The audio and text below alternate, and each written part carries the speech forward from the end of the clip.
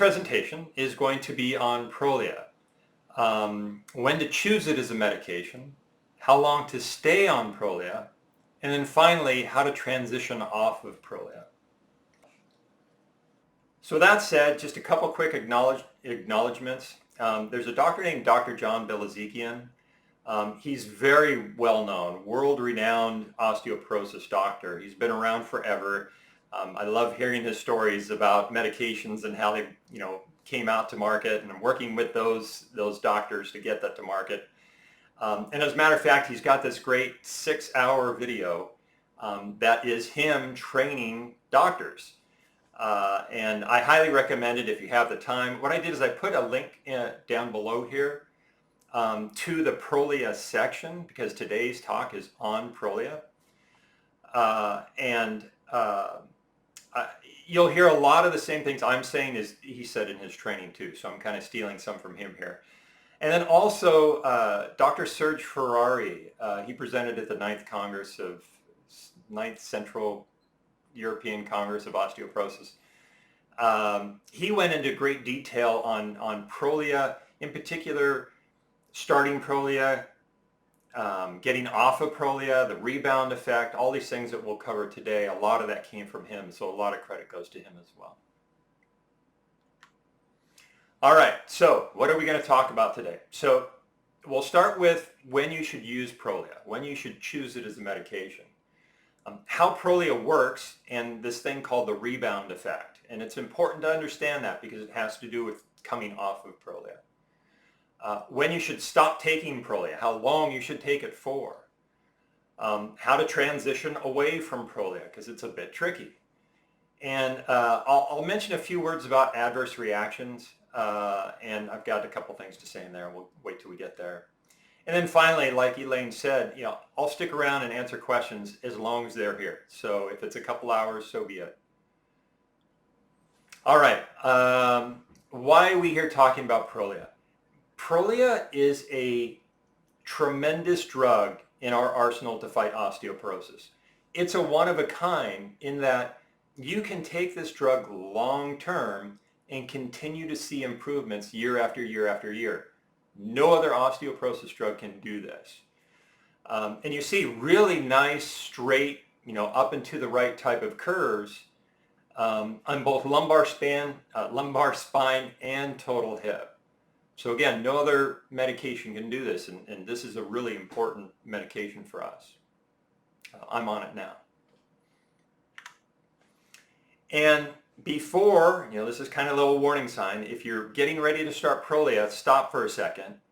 You want to make sure you've checked for any kind of secondary causes of osteoporosis and hopefully have fixed them. Because if you don't, your results aren't going to be as good as they could be. As examples, you're taking your calcium, about 1,200 milligrams a day.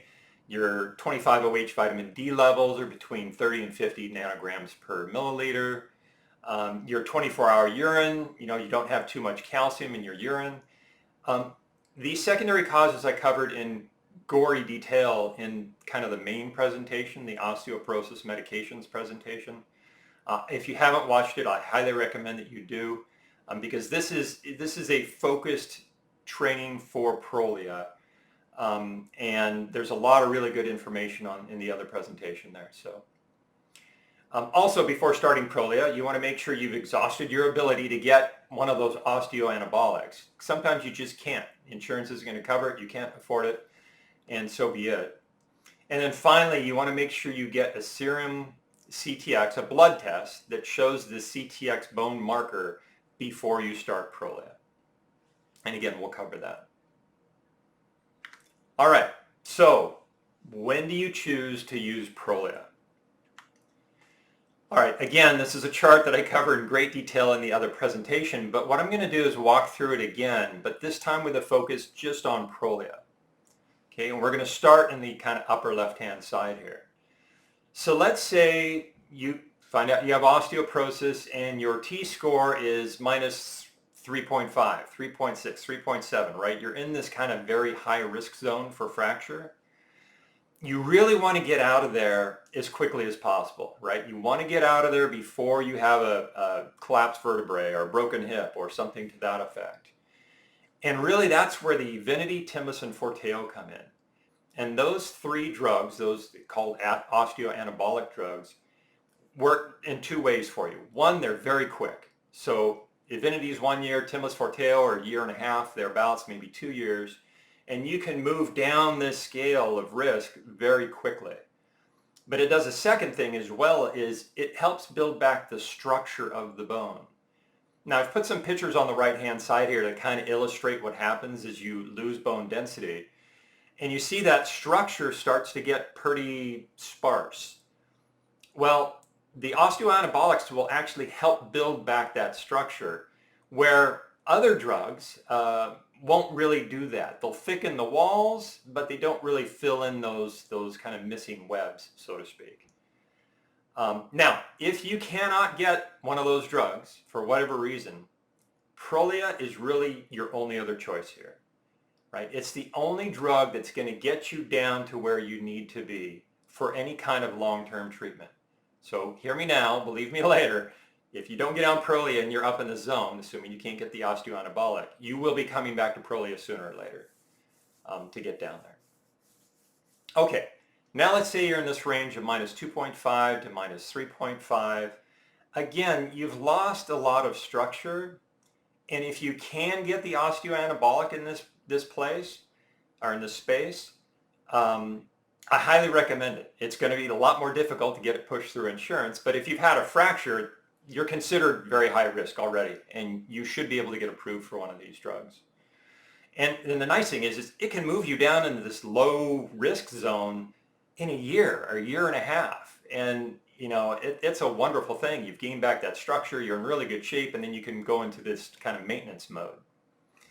Now, if you can't get those, right, or maybe you're at like -2.5 or -2.6, and your hip is okay, it's just your lumbar spine. Well then, drugs like Fosamax, right, alendronate, or Reclast, zoledronic acid, those bisphosphonates might be the right choice for you, and they'll be a good choice for you. They're very good drugs, and they can move 10%, which is about 1 full T-score, in about 5 years. So good drugs, good opportunity there. But again, if let's say your hip is at -2.5, well, those drugs aren't going to get you down into this low zone. Matter of fact, they might not ever get you down into this low zone, and Prolia might be the best option for you here. And then finally, if you're in this -2 to -2.5 range, Fosamax and Reclast are really your first go-tos, right? Because again, they can move you down a full T-score in about 5 years. However, if you've been on Fosamax, you've been on Reclast, right? You've been on it for 5 years, you're still in this 2 to 2.5 range. You know what? Prolia makes a lot of sense at this point. And you might end up just taking it for a couple years and then switching back to either Fosamax or Reclast. And you can do that. No harm, no foul. So that might be a good option for you in this space. And then just to complete this chart, if you're lucky enough to be in this low zone, right, and you catch it early and you don't wait for something to break, you could do something like estrogen therapy to kind of keep that rise from happening too quickly. When you hit menopause, your risk goes up real quickly, your bone density goes down very quickly. Estrogen or hormone therapy can help ease that curve, so to speak.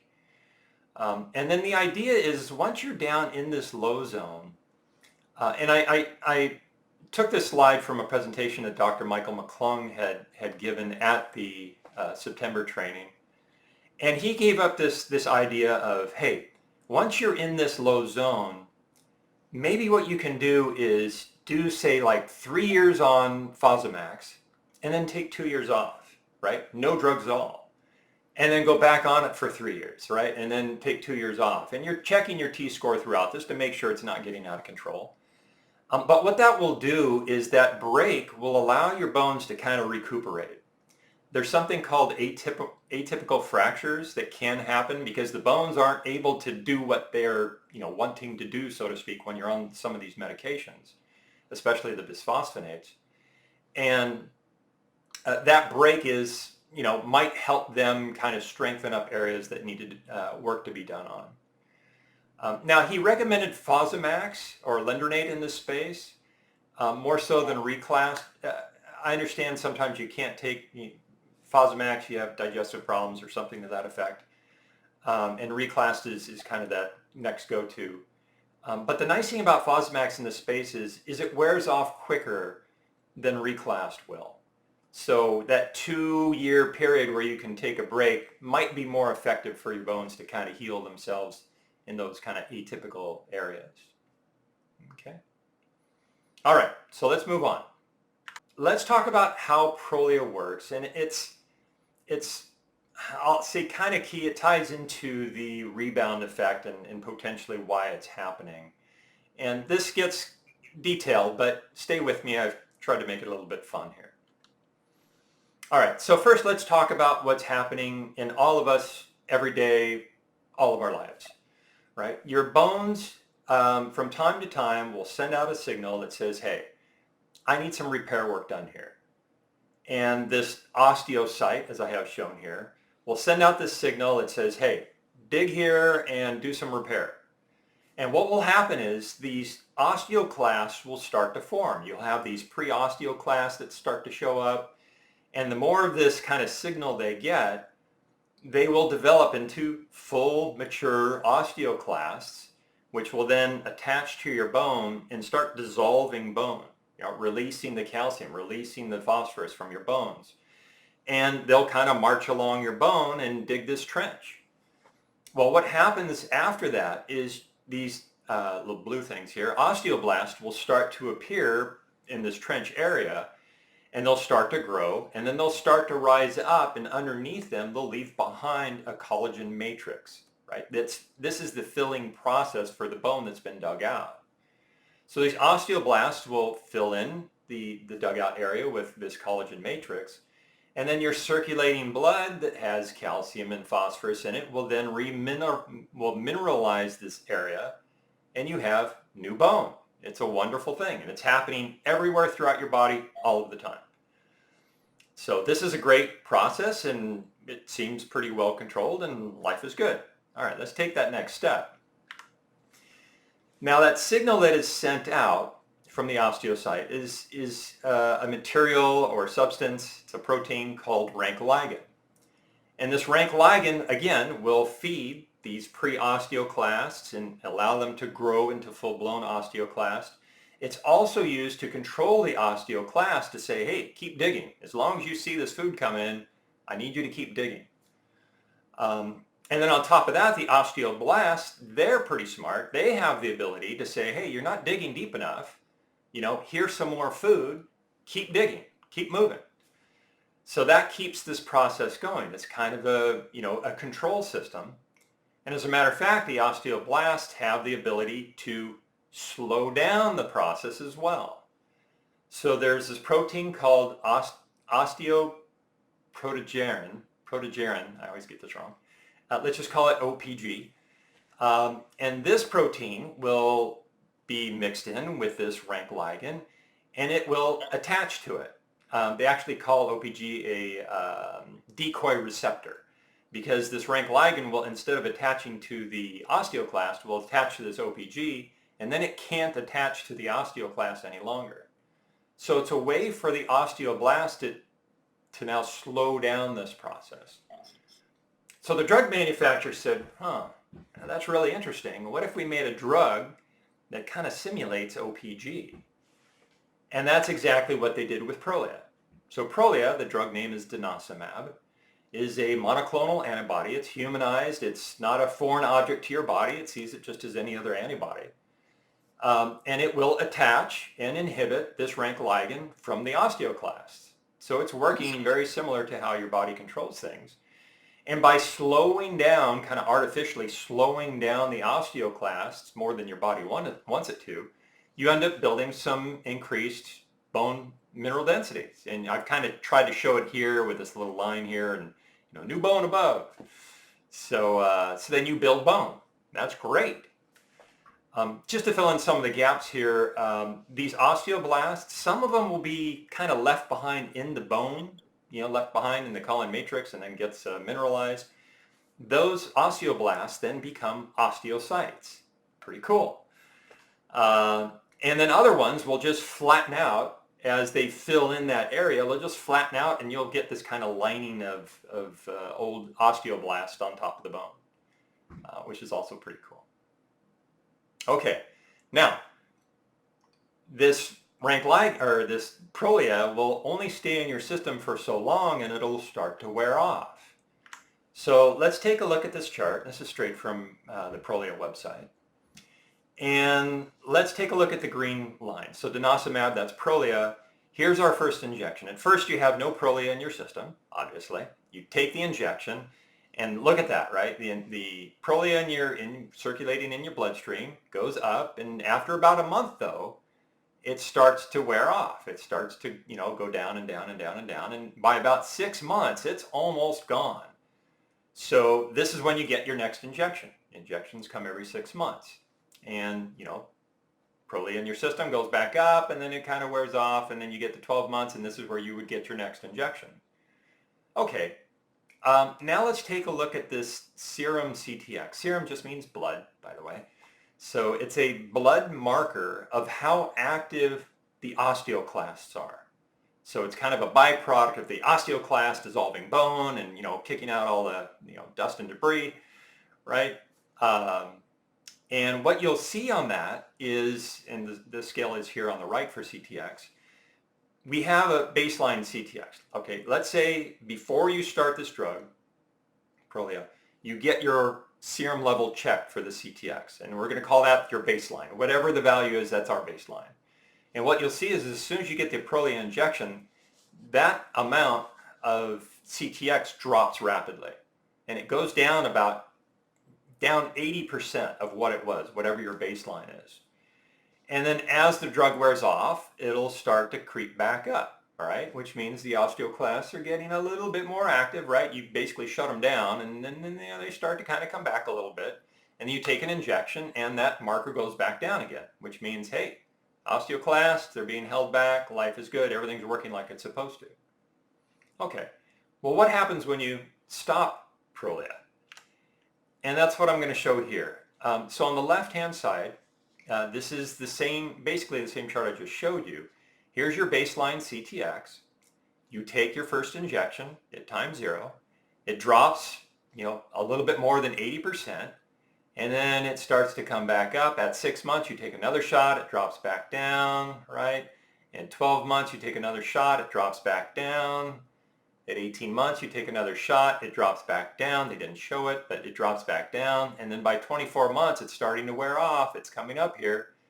And what happens if you don't follow this on with some other treatment and when you stop Prolia, this bone marker that marks how active your osteoclasts are shoots up very rapidly. By just by 2 months, you're exceeding what your baseline was. By 3 months, you're about 30% higher. By 6 months after, you're like 60, 70% higher than what your baseline was. This is what's called a feeding frenzy on your bones with these osteoclasts. There's a lot of digging going on and it creates bone loss, which is what I'm going to show you on the right-hand side. So on the right-hand side, this is from taking DEXA scans, right, at various periods. And you can see there's a as you would expect, increase in bone mineral density as you go up month after month. And after 2 years, you've gained as much as 6-7% of bone mineral density. Life is good, right? However, now that it's stopped, you see the activity from the osteoclast. You can lose all of those gains in 1 year. And this period is a real dangerous period for fracture because not only are you going back to your lower level of bone density, you're losing bone quickly, and in that period you're more susceptible to fractures. So that first year after Prolia, if you don't have some follow-on treatment, is very dangerous for fractures. And it's the same thing, same story in the hip area. Now, the amount of overshoot that happens, right, kind of this red area here, is somewhat dependent on you and your situation. Now, this is information that was presented by Dr. Ferrari. Unfortunately, they never posted the slides. They never posted the presentation. I had to go back and go through my notes and find all of these charts that he had presented out and put them in here for you. But he had discussed a couple of patients anyway, where they checked their pre-CTX levels. Instead of just calling it a baseline, they actually measured the values. And what they found is if you had a higher CTX, a serum CTX, before treatment, then after treatment, there was a greater rebound effect. So as an example here, what I put here is the reference for CTX values. It's from the lab that did mine. And they had a range of 161 to 737. My first reading was like 720. But then after I got on calcium and vitamin D and got that all straightened out, it came down to about 530, which is still on the high side. And if you are in that higher, 500, 600, 700 type range, you can expect a bigger effect here. Be prepared for, this higher rebound. But if you're on the lower side, say 200, 300, 400, then you won't have such a great effect. And that comes into effect when you're talking about treatment. Okay. So what causes this rebound effect? All right, so it's funny. I listen to a lot of YouTube videos too, and other people talking about this, and I'm going to say Serge is the expert here, and this was as of the end of September last year, so I think this still holds true. There's basically 4 hypotheses, right? Nothing's been proven yet, but he has 4 hypotheses, and they actually published a paper on it. The link is at the bottom. By the way, I put links, footnotes here on the bottom of just about every slide to all of the reference material I'm using in this presentation, right? If you want to read the study yourself, go for it. I highly recommend it. It's actually a lot of fun depending on how nerdy you are. Anyway, 4 hypotheses. One of them is, well, when you put Prolia in the system here and it's binding all this rank ligand, it's not really killing off. You're not preventing these pre-osteoclasts from forming. And there's even some theories where the full osteoclasts, they kind of stop working and kind of turn into what's called an osteomorph. And they're kind of waiting around for Prolia to show up. Or not Prolia, rank ligand to show up.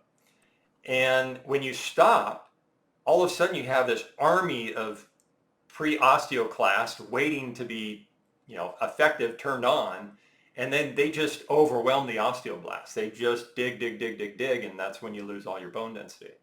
So that's kind of one theory. Another hypothesis is this delay in OPG production. So because the osteoblasts see that Prolia is mopping up all this rank ligand, it's not going to produce OPG. And there's some, a hypothesis that maybe the osteoblasts just have a difficult time starting to produce this protein again. So that could be another reason. It can't slow down the osteoclasts. Another hypothesis is the osteocytes become a bit dysfunctional, right? Maybe they're putting out too much rank ligand because it was being mopped up by the Prolia. And then finally, and I think this is, as likely as anything, it's your body just saying, look, you're at a bone density that I'm not programmed to be at. I'm going to go back to where I was, and you're going to lose all that bone density, very quickly. So regardless of what's causing this, you have to account for this in your strategy to get off of Prolia at the end of treatment. Okay, so how long should you take Prolia before deciding to stop? All right, so this is a trial, clinical trial that Dr. Ferrari had presented, and it's not a big study. There aren't a whole lot of big studies here. I'll show you another study in a minute that brings this home. But this one really illustrated the point that, that doctors have all been talking about.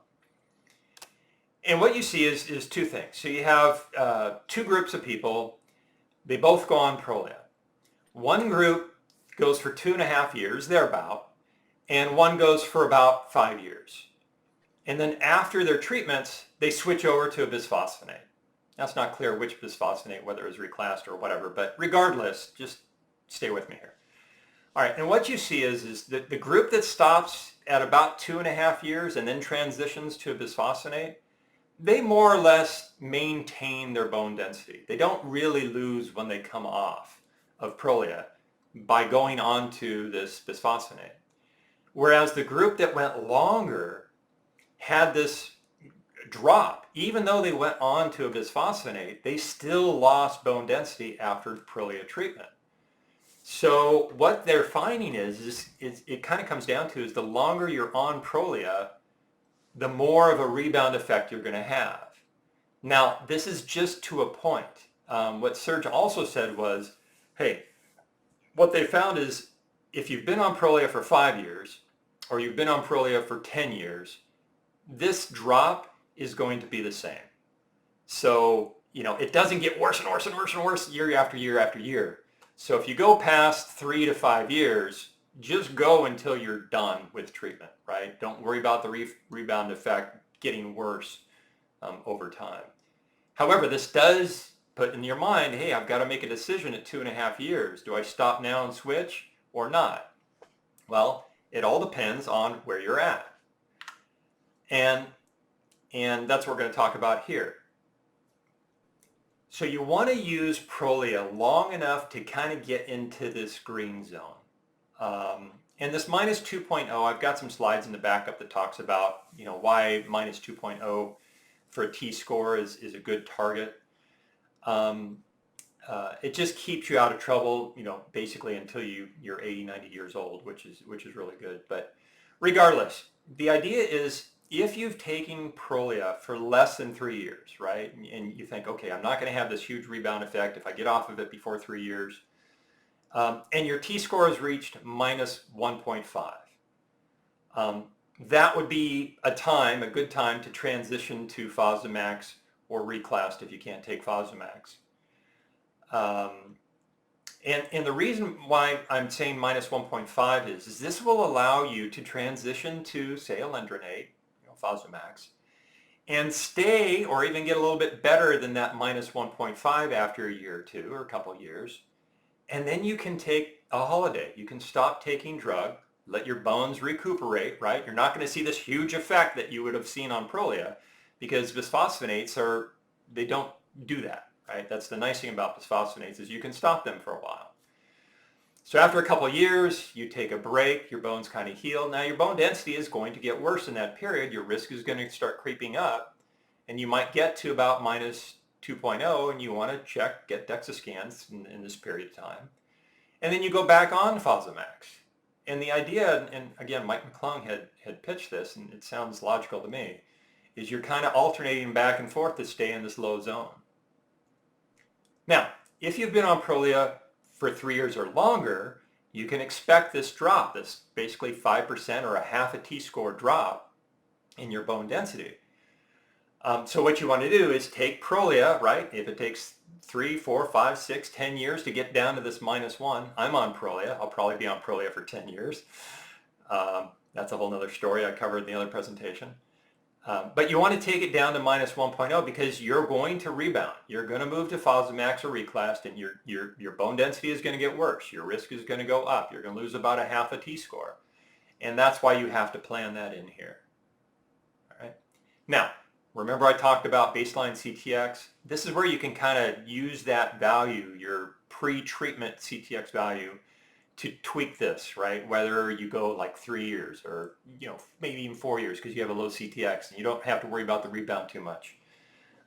So again, you can use that to kind of tweak your treatment. All right, which takes us to, okay, what specifically do I do to get off of Prolia, right? Okay, I know when I'm gonna stop using Prolia. Now, how do I transition away from it? And this is a study. It was specifically designed to answer that question. And what they did is they had 3 different groups. And one group, right after Prolia treatment, right, 6 months after the last shot, they started immediately with Reclast. You got an infusion of Reclast. The other group, the second group, they waited 3 months, and then they started Prolia. Started Reclast, sorry. And then finally, the last group, what they did is they said, okay, well, we're just going to monitor CTX. And once CTX gets pretty high, matter of fact, they used a point that was way too high, and even Serge commented on it, then they're going to start bisphosphonates, right? Then they're going to start Reclast.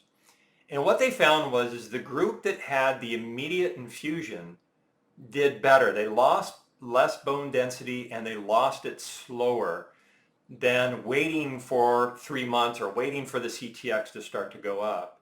As a matter of fact, he said that basically in all groups, people were getting more than 1 injection of Reclast because 1 injection wasn't enough to stop this rebound effect.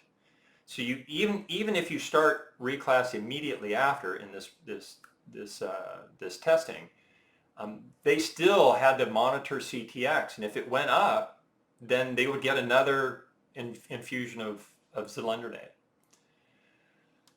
Okay. Oh, and kind of as another note, some of the people in this study, within this kind of year time frame after treatment, they got 5 injections, or 5 infusions of Reclast. And boy, that sure doesn't sound like a good idea.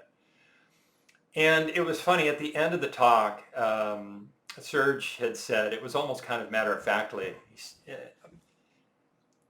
before I get there, the reason why they were doing this, the kind of delay and wait and stuff like that, is there was this theory that the Reclast might not be that effective if the bones aren't active, right? If the osteoclasts aren't working, maybe that's going to cause the Reclast to not adhere or do something to the bone properly. And hence the delay. And I've heard some doctors also on YouTube say, oh yeah, we'll just monitor your CTX, and once it starts coming up, then we'll put you on Reclast. It doesn't pan out that way. You really can't do that. So what Serge had said, Serge, yeah, first name basis, right?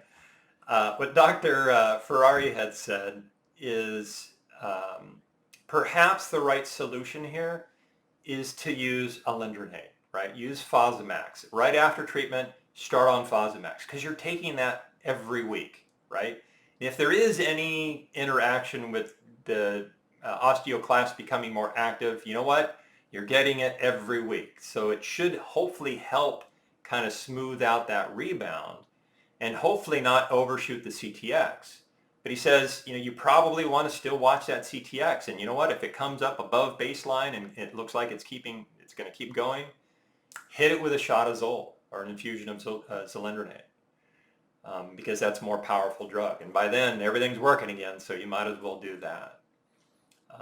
So keep that in mind. Prolia, I've heard doctors say, some doctors, say, once you've started Prolia, you can never stop it. That is absolutely not true. You just have to handle this properly and expect to lose about a half a T-score, assuming you follow up with bisphosphonate.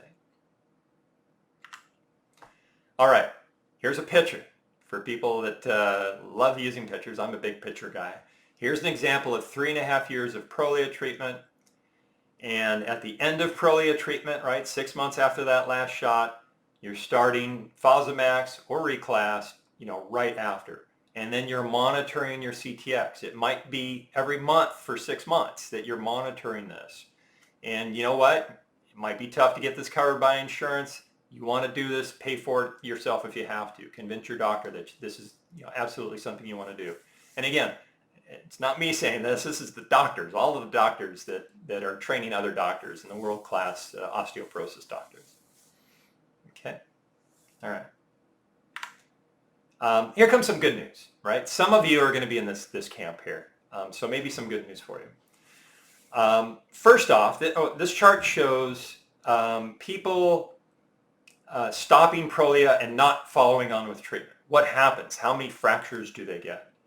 Well, if you were never on a bisphosphonate treatment and you don't do treatments after Prolia, you'll have about a 50% chance of breaking a bone, right? Spine, hip, something major like that.